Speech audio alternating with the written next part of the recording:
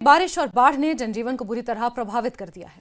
कहीं मकान गिर गए हैं तो कहीं सड़कों का नामो निशान मिट चुका है। हालात का जायजा लेने के लिए केंद्र से 7 सदस्यीय टीम भी जम्मू पहुंच चुकी है। ये खास रिपोर्ट देखिए।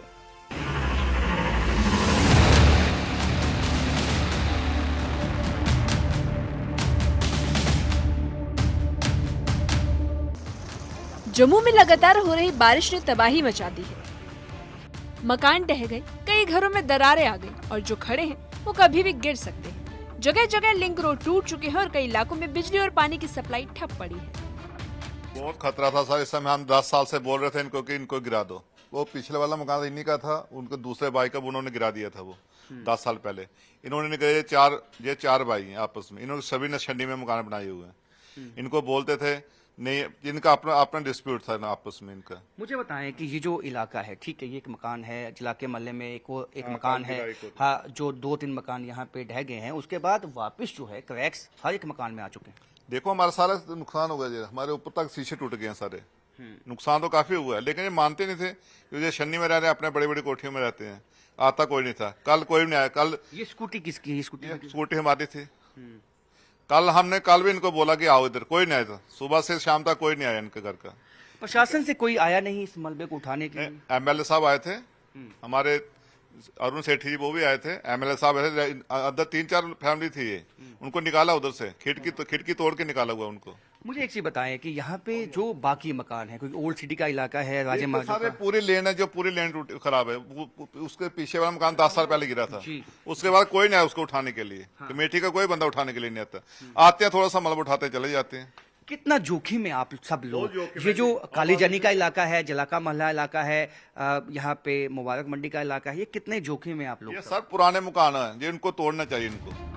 राजीव कॉलोनी और विक्रम चौक जैसे निचले इलाके सबसे ज्यादा प्रभावित हुए हैं। तवी नदी का पानी 10 दिन पहले यहाँ के घरों तक घुस आया था।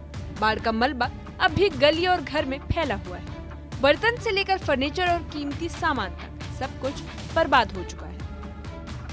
नदी का पानी इस साइड आ गया, तभी का पानी जो है ना इस साइड आ गया मोहल्ले में, तो ये घर डूबना शुरू हो गए धीरे धीरे। तो हम फटाफट सामान तो उठा नहीं सकते थे उस वक्त, मगर अपने बाल बच्चे को ही बचाया, उनको थोड़ा निकाल के साइड किया। कुछ मोहल्ले के लोगों ने भी, जो नौजवान लड़के थे, उन्होंने थोड़ी सहायता की, हमें बचाने की कोशिश की। तो बाकी सामान जो है सब दब गया नीचे। अभी भी आप देख सकते हैं कि क्या हाल है। इस यहाँ पर कुछ भी नहीं बचा हुआ है हमारा, ना खाने का। कितने लोग हैं रहते हैं यहाँ पे? कितने फैमिली? जहाँ कम से कम 200 से ऊपर घर हैं, और टोटल अगर जनता की बात की जाए तो 1000 से 1200 के करीब। तो तब से कितनी मुश्किलें आ रही हैं? बहुत बुरा हाल है सर। आज 10 दिन हो गए हैं। तो जहाँ मुश्किल है कि रहने के लिए, ना 10 दिन से बिजली है, ना पानी कभी कभी आता है, वो टैंकर लगा जाते हैं, तो वहाँ से जितना हमें यूज करना होता है इतना हमें मिलता नहीं है। तो ये हाल है। हमारी सरकार से यही गुजारिश रहेगी कि हमारा कुछ हल किया जाए। आप ही वो कहना सारा कुछ, सारा बाथरूम सब भी रोड गया, मकान सारा क्रैक हो गया, कुछ नहीं बचा मेरा। भी सामने पड़ोसी मेरे साथ सब पूछ सकते हो, मेरा कुछ नहीं है, सारा मकान सारा क्रैक हो गया।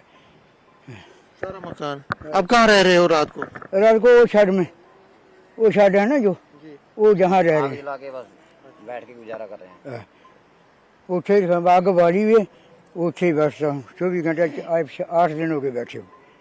कोई आते हैं देख के चले जाते हैं, कुछ नहीं करते। आज ले रहे हैं, कल भेज रहे हैं।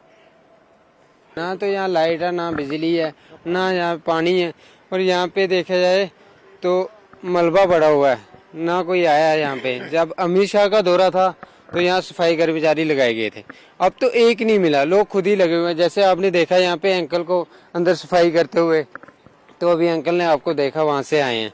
आप अंदर जाएंगे देखेंगे कीचड़ पड़ा हुआ, ना रहने की बंदोबस्त है इधर, लोग बाहर रह रहे हैं, लेडीज वगैरह को बाथरूम जाने में दिक्कत हो रही है। इसी बीच जम्मू श्रीनगर नेशनल हाईवे पर भी मुसीबत बरकरार है। रामबन और बनिहाल सेक्टर में कई जगह भूस्खलन से रास्ता बंद हो गया है। बहाली का काम जारी है, लेकिन प्रशासन ने लोगों से फिलहाल NH44 पर सफर करने से बचने की अपील की है।